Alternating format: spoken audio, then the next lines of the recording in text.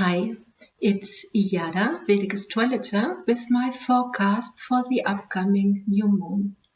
The moon is waning, the energy is retreating inwards, and in the early morning hours of Friday, September 15th, the waning moon reaches the end of the Amavasya Tithi, where the moon is totally dark, conjoins the sun, and starts to wax again.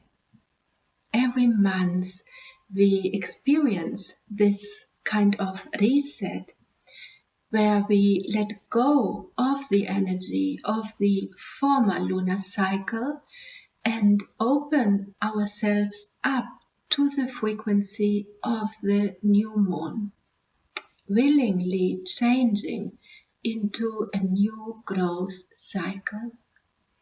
This new moon at 27 degrees of sidereal Leo falls in an area of the sky known as Uttara Phalguni, a lunar mansion that spans from about 26 degrees of sidereal Leo to 10 degrees of sidereal Virgo.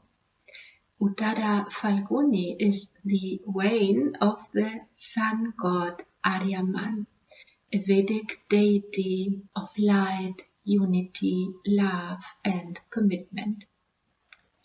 Symbolized by a marriage bed, it is the star that witnessed the marriage between Shiva and Shakti.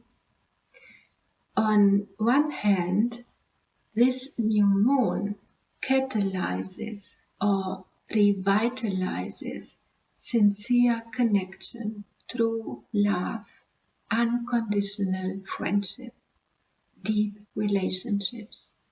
On the other hand, it will also expose where we feel dissatisfied or hurt in our relationships with partners, family, friends, or co-workers. This is a lunar cycle of renewal and healing of all kinds of relationships. But in order for this to happen, we must first go within and get real and clear about our feelings, our needs and boundaries. And this might not be easy because this new moon in the sign of Leo comes with a lot of fiery energy, because the sun is also the planet that governs Uttara Phalguni, and the new moon receives a fire trine from Jupiter in sidereal Aries. So we have a lot of fiery doer energy, of willpower, and the waxing moon will conjoin Mars on the day after the new moon, which translates into a drive for action, for making things happen and for making things right. There is like an inflaming Pitta energy surrounding us, and themes of defensiveness and aggressiveness, of disempowerment and empowerment will most certainly show up. Feelings of hurt and anger may cloud our mind, especially because the new moon presents itself also in conjunction with retrograde Mercury and in opposition to retrograde Saturn. And that means that unspoken issues that perhaps have been brewing for a long time may rise suddenly to the surface, and there could be sudden breaks in relationships. We have an energy that heats up conversations easily and creates a somehow intense environment for arguments, discussions, and conflict, with the mind going in circles and without healing anything. Therefore, we are advised to take some time for introspection and ask ourselves if we have been giving perhaps too much of our time and energy to people, undertakings and causes that somehow fail to meet our expectations, that are not rewarding for us. Ask ourselves if we care enough for ourselves, if we have healthy boundaries and can say no when needed. The best we can do is a gentle, respectful inventory of the body, mind, soul that we all are, and see where it hurts and where it does feel comfortable. And the best way to do this is placing the attention on our breath, breathing in kindness and releasing tightness and discomfort with the out-breath. More and more space opens up, energy moves more freely, and trapped energy dissolves gently. It is a way to become more and more quiet.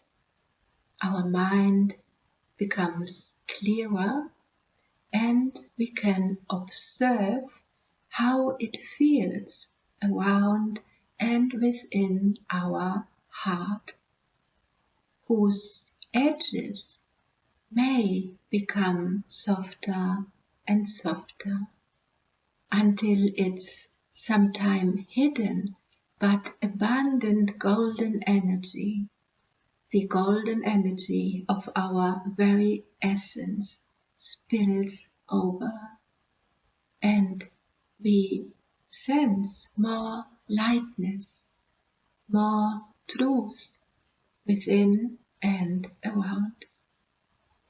And protected by this beautiful golden light, we can allow ourselves more cleansing and clearing to take place, flushing out debris of self-blame, of unfair expectations and harsh judgments perhaps against ourselves.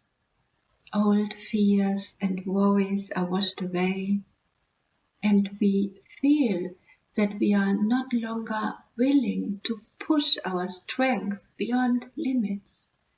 We won't take on any longer the feelings and burdens of others that are not ours to bear.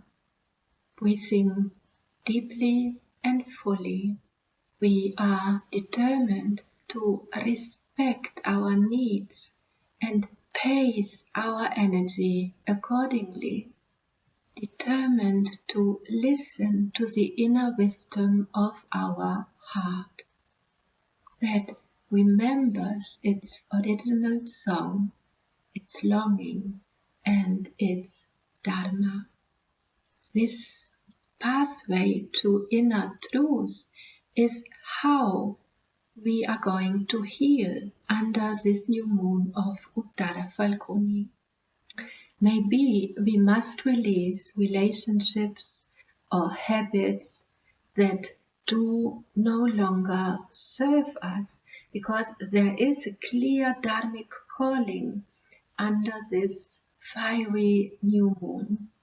Aryaman, the deity of Uttara Phalguni, symbolizes the sun's dharma. The sun creates day and night and controls the movement of time, never failing, always showing up and doing its job. We are called to do the same.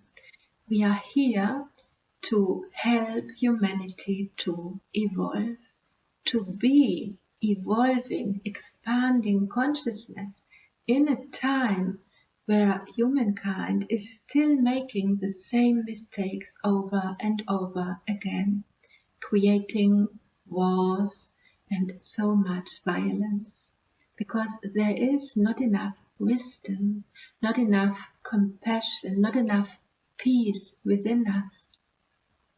Poor souls, awakening souls, are needed to come forth and purify themselves, ourselves, so we may heal and rise above our emotional and psychological imprints, so that we can be of service, in service.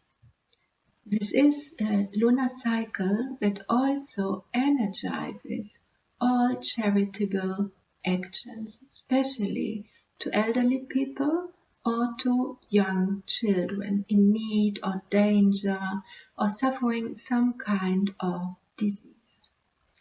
Furthermore, we can do a fire ceremony in the early morning of Friday, September 15th, or in the evening hours in the night of Thursday, September 14th.